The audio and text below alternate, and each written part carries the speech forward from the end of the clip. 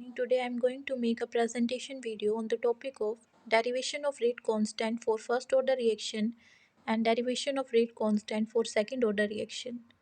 So first I will tell you something about chemical kinetics. Chemical kinetics is the branch of chemistry which deals with the rate of reaction, factor affecting the rate of reaction and mechanism of the reaction. The branch of chemistry which deals with the study of rate of reaction, the mechanism of reaction, and factors affecting the rate of reaction.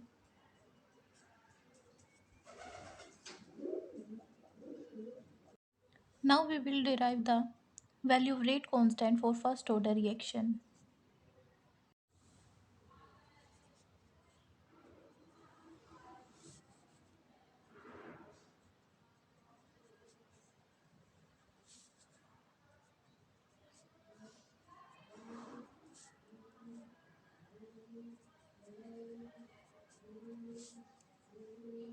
Derivation we will take any general reaction.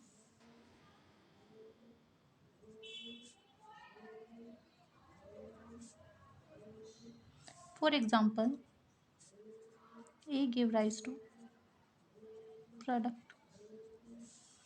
So we will make a table.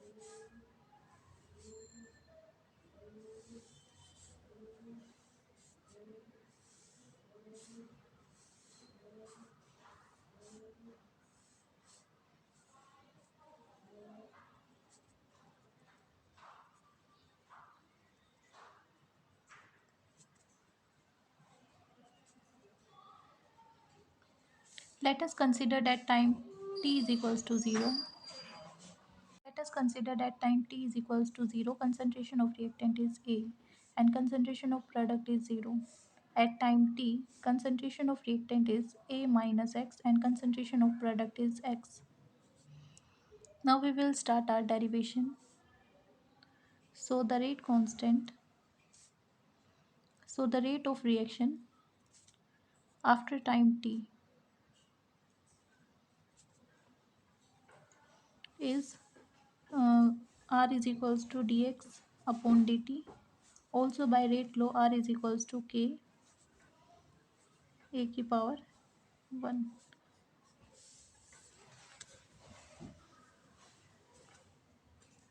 From equation first and second we can write that dx by dt is equals to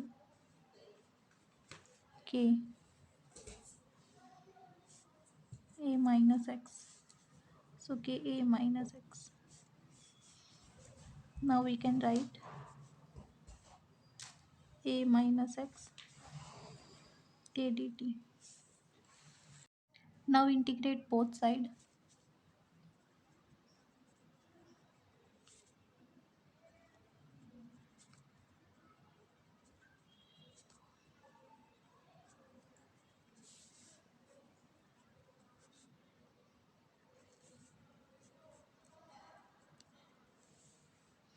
सो हम इसका integration करेंगे. Integration करने के बाद जो हमारे पास result आएगा वो आएगा logarithm of a minus x is equals to kt plus constant. We will consider this equation third. So when time t is equals to 0, concentration of the product है 0. It means x जो है वो हमारे पास 0 है. तो हमारी जो equation first है, जो थर्ड इक्वेशन है वो क्या बन जाएगी, माइनस लोगरिथम ए एक्स की value 0 is equals to k time 0 plus constant. ये बच जाएगा logarithm a is equals to ये 0, तो कॉन्स्टेंट जो टर्म है उसकी वैल्यू आ गई logarithm minus ln a. So now we will put the value of constant in equation third. We will get minus logarithm a minus x is equals to के t plus constant की value है minus l n a. अब इस term को इस side लेके आएंगे, logarithm a minus x plus l n a is equals to के टी। लोगरिथम का फॉर्मूला लगाएंगे एल एन, इसको आगे ले आएंगे और ये जो नेगेटिव टर्म है इसको पीछे रख देंगे। अब यहाँ पर फॉर्मूला लगाएंगे logarithm m minus logarithm m is equals to logarithm m by n. तो इसको लिखेंगे logarithm a minus x is equals to के टी। अब इसको नेचुरल लोगरिथम के अंदर कन्वर्ट करेंगे तो आ जाएगा 2.303 डिवाइडेड बाई टी को इस साइड ले आएंगे, logarithm of a minus x. This is the value of k. The time in which the concentration of the reactant is reduced to half its initial concentration.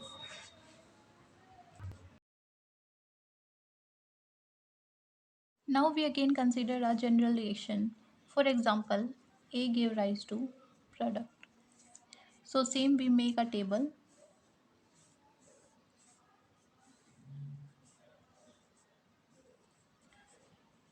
यहाँ लिखेंगे time, concentration of reactant same हम लेके चलेंगे A, concentration of product जो कि हम लेके चले थे x। सो जब टाइम ज़ीरो होगा तो कंसंट्रेशन ऑफ रिएक्टेंट हो जाएगी A, और जब ज़ीरो होगा तो प्रोडक्ट की कंसंट्रेशन हो जाएगी ज़ीरो। टी हाफ की वैल्यू निकालनी है तो कंसंट्रेशन ऑफ रिएक्टेंट जो है वो A का हाफ हो जाएगा और जो प्रोडक्ट की कंसंट्रेशन है वो भी हो जाएगी हाफ। तो फर्स्ट ऑर्डर रिएक्शन के लिए हमारी की वैल्यू आई थी k is equals to 2.303 divided by t logarithm of a minus x. Here t जो है t हाफ हो जाता है, logarithm a वैल्यू सेम रहेगी a, x की वैल्यू हो गई है a माइनस 2। तो इसको सोल्व करेंगे k is equals to 2.303 divided by t half logarithm of a। इसको सोल्व करेंगे तो आ जाएगा a बाई 2, ये ऊपर चला जाएगा तो आ जाएगा 2। तो ये हो जाएगा k is equals to 2.303 divided by t half logarithm 2। logarithm 2 की वैल्यू पुट करेंगे हम। logarithm 2 की वैल्यू होती है हमारे पास, logarithm 2 की वैल्यू होती है 0.3010। तो टी हाफ की वैल्यू निकालनी है, टी हाफ को इस साइड ले आएंगे, 2.303 इंटू 0.3010 डिवाइडेड बाई के। जब इसको सोल्व करेंगे तो वैल्यू आ जाएगी 0.693 डिवाइडेड बाई के। This is the value of T half for first order reaction. Here we can see that the T half of our first order reaction is independent of initial concentration of the reactant. Now we will derive the rate constant value for second order reaction having one reactant only.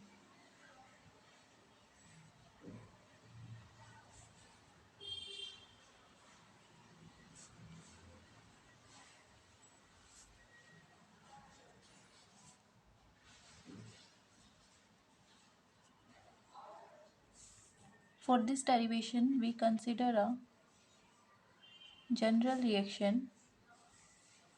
It means A give rise to product. So again we will make a table.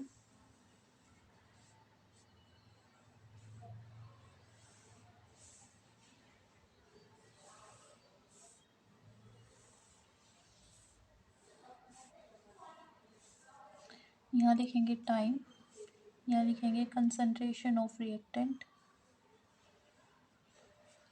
यहाँ लिखेंगे concentration of product. तो जब time t zero था तो concentration of reactant लेके चलते हैं A, and concentration of product हो जाएगी ज़ीरो क्योंकि रिएक्शन हमारी स्टार्ट होती ही नहीं है। और जब टाइम t जो है वो t हो गया तो कंसंट्रेशन ऑफ प्रोडक्ट हो जाएगी x, और कंसंट्रेशन ऑफ रिएक्टेंट में से कुछ माइनस हो जाएगा तो कंसंट्रेशन ऑफ रिएक्टेंट कितनी हो जाएगी A माइनस एक्स। तो रेट ऑफ रिएक्शन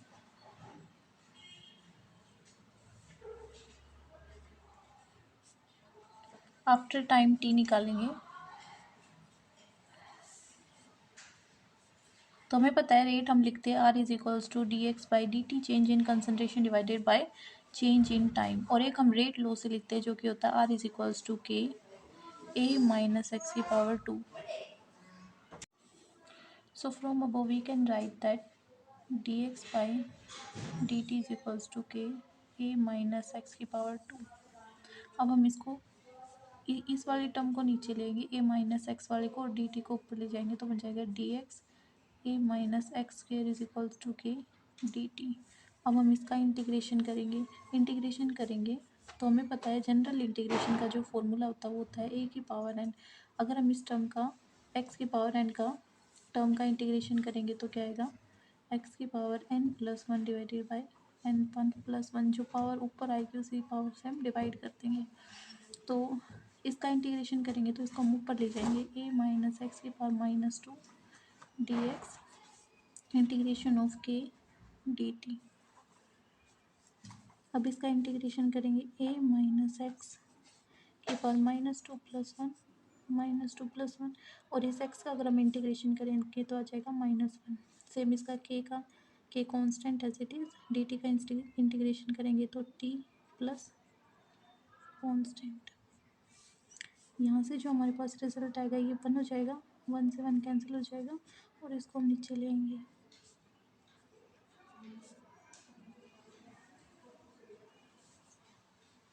ये फर्स्ट इक्वेशन है। अब हम कंडीशन लगाएंगे कि जब हमारा टाइम जो था वो 0 था तो कंसंट्रेशन ऑफ प्रोडक्ट थी हमारी 0। इसको इस इक्वेशन के अंदर पुट करेंगे तो 1/a minus 0 is equals to k into 0 plus constant. तो ये आ जाएगा 1/a is equals to k plus constant.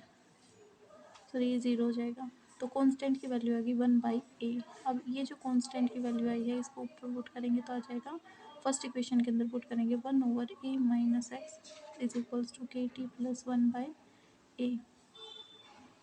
अब यहाँ से के टी की वैल्यू निकालेंगे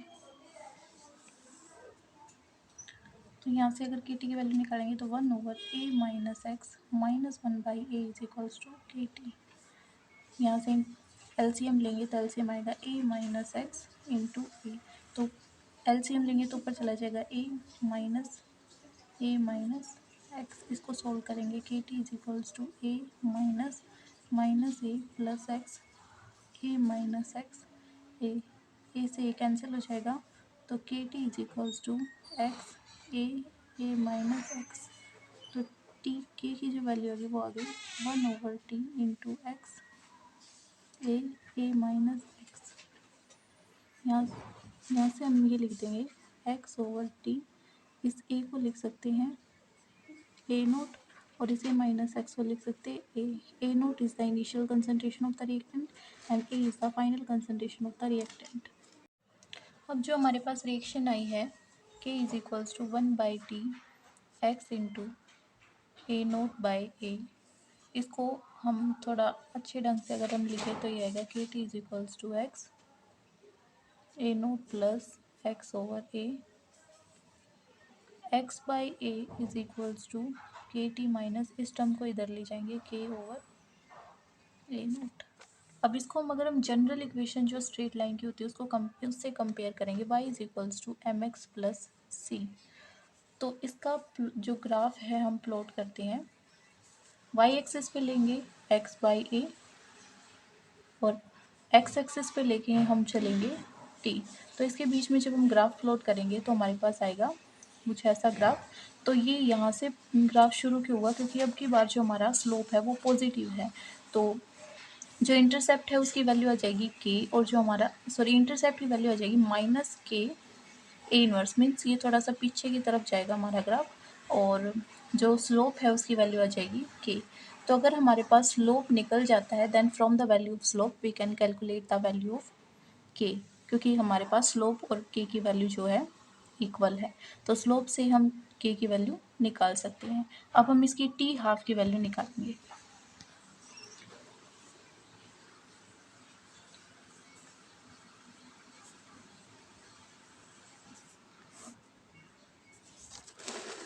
हाफ लाइफ पीरियड निकालने के लिए हमें पता है कोई भी जनरल रिएक्शन लेके चलते हैं, जैसे कि ए गिव राइज टू प्रोडक्ट। यहाँ से सेम फिर से हम टेबल बनाएंगे रिएक्टेंट टाइम और उसके कंसंट्रेशन ऑफ प्रोडक्ट के लिए।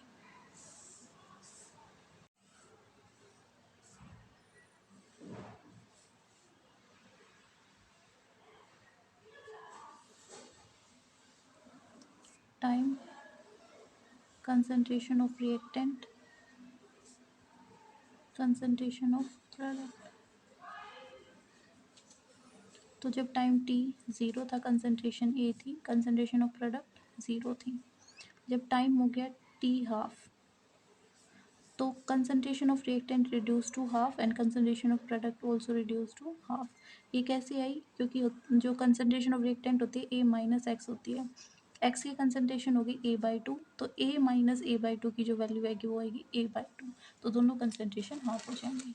अब जो हमारे पास रेट कांस्टेंट की वैल्यू आई थी वो सेकंड ऑर्डर रिएक्शन वो आई थी कि = 1/t x a minus x. यहाँ से हम t को पुट करेंगे t हाफ, x को पुट करेंगे a/2, तो पुट करेंगे कि = 1/t half a/2 a minus a/2।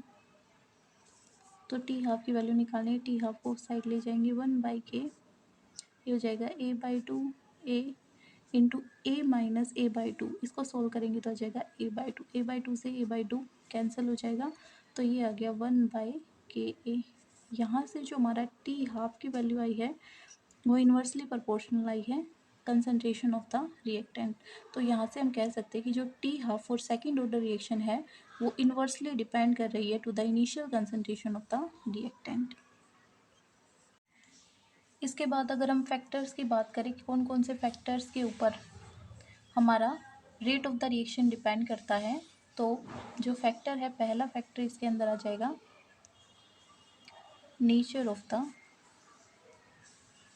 Reactant, कि रिएक्टेंट का हमारे पास नेचर कैसा है। फॉर एग्जांपल उसकी फिजिकल स्टेट की हम बात करेंगे, साइज़ की बात करेंगे और केमिकल नेचर की बात करेंगे। तो जैसे कि हमें पता है फिजिकल स्टेट, जो गैस होती है उनकी जो मूवमेंट होती है वो ज़्यादा होती है। अगर मूवमेंट ज़्यादा होंगी तो कोलिजन ज़्यादा होंगे, और कोलिजन ज़्यादा होंगे तो जो रिएक्टेंट है वो मोर फास्टली कन्वर्ट होंगे हमारे प्रोडक्ट के अंदर। सिमिलरली जो सॉलिड है उसके अंदर मूवमेंट जो होती है वो कम होती है, कोलिजन जो हो जाएंगे वो कम हो जाएंगे, और रिएक्टेंट जो है वो लेस कन्वर्ट होंगे प्रोडक्ट के अंदर। फिर साइज़ की अगर हम बात करें तो ज़्यादा साइज़ ज़्यादा होगा तो स्पेस ज़्यादा होगा, सरफेस एरिया ज़्यादा होगा, और सरफेस एरिया ज़्यादा होगा तो कोलिजन ज़्यादा होगा, और कोलिजन ज़्यादा होगा तो मोर रिएक्टेंट कन्वर्ट हो जाएंगे प्रोडक्ट के अंदर। फिर इसके बाद अगर हम बात करें कि कंसंट्रेशन के ऊपर डिपेंड करता है, कंसंट्रेशन के ऊपर किस तरीके से डिपेंड करता है कि अगर more the concentration of reactant more will be the collision, क्योंकि बहुत ज़्यादा अगर हमारे पास रिएक्टेंट हो जाएंगे तो उनके बीच में कोलिजन भी ज़्यादा हो जाएगा, and more will be the rate of the reaction, और ज़्यादा जो है वो हमारा रेट ऑफ द रिएक्शन हो जाएगा। इसके बाद अगर हम थर्ड की बात करें तो होता है pressure. Pressure generally in the term of gases, अगर हमारे पास जो मॉलिक्यूल है वो गैस है तो उस टाइम हम प्रेशर के टर्म में मेज़र करते हैं for rate of the reaction को। तो अगर प्रेशर इंक्रीज़ होगा तो मॉलिक्यूल एक दूसरे के पास आ जाएंगे, और अगर मॉलिक्यूल जो है एक दूसरे के पास आएंगे तो उनके बीच में फिर इफ़ेक्टिव कोलिजन जो हो जाएगा वो ज़्यादा हो जाएगा, और अगर इफेक्टिव कोलिजन ज़्यादा होगा तो सेम हमारे पास जो मोर नंबर ऑफ रिएक्टेंट है वो कन्वर्ट हो जाएंगे मोर नंबर ऑफ प्रोडक्ट के अंदर। इसके बाद आता है टेम्परेचर। टेम्परेचर के केस में भी सेम होता है, टेम्परेचर इंक्रीज़ होगा तो रेट ऑफ द रिएक्शन जो है वो इंक्रीज़ हो जाएगा, एंड अगर हम every 10 degree Celsius rise in temperature, rate of the reaction जो हो जाता है वो हमारे पास डबल हो जाता है। इसके बाद जो फिफ्थ आता है वो हमारे पास कैटलिस्ट। कैटलिस्ट जनरली जो है वो हमारा रेट ऑफ रिएक्शन को इंक्रीज़ करता है। वो रिएक्शन के अंदर पार्टिसिपेट नहीं करता है, वो सिर्फ सरफेस एरिया प्रोवाइड करता है। और अगर सरफेस एरिया ज़्यादा प्रोवाइड होगा तो जो हमारे रिएक्टेंट उनको अल्टरनेट पाथ मिल जाता है, जिससे उनकी जो एक्टिवेशन एनर्जी है वो डिक्रीज़ हो जाती है। और अगर एक्टिवेशन एनर्जी डिक्रीज़ हो जाती है तो जो हमारे रिएक्टेंट है वो ज़्यादा जल्दी जो है प्रोडक्ट के अंदर कन्वर्ट हो जाते हैं। तो ये फैक्टर्स थे जिनके ऊपर जो हमारा रेट ऑफ द रिएक्शन है वो जनरली डिपेंड करता है।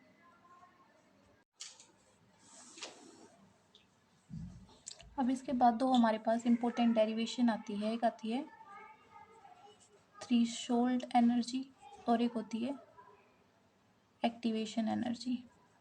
तो इन दोनों के बीच में क्या डिफरेंस होता है? डिफरेंस ये होता है कि जो थ्रेशोल्ड एनर्जी होती है वो होती है the minimum amount of energy required to convert reactant into product. उसको हम बोलते हैं थ्रेशोल्ड एनर्जी। फॉर एग्जांपल ऐसा हमारे पास कुछ ग्राफ होता है, ये होती है एनर्जी ऑफ रिएक्टेंट, ये होती है एनर्जी ऑफ प्रोडक्ट। यहाँ से जो हम इसको ये होती है ई एक्टिवेशन। तो ये जो हमारे पास टोटल एनर्जी होती है इसको हम बोलते हैं मिनिमम एनर्जी, जो कि रिक्वायर्ड होती है रिएक्टेंट को प्रोडक्ट के अंदर कन्वर्ट होने के लिए। तो इसको हम बोलते हैं ई ऑफ थ्रेशोल्ड। और जो extra energy, the extra amount of energy required by reactant molecule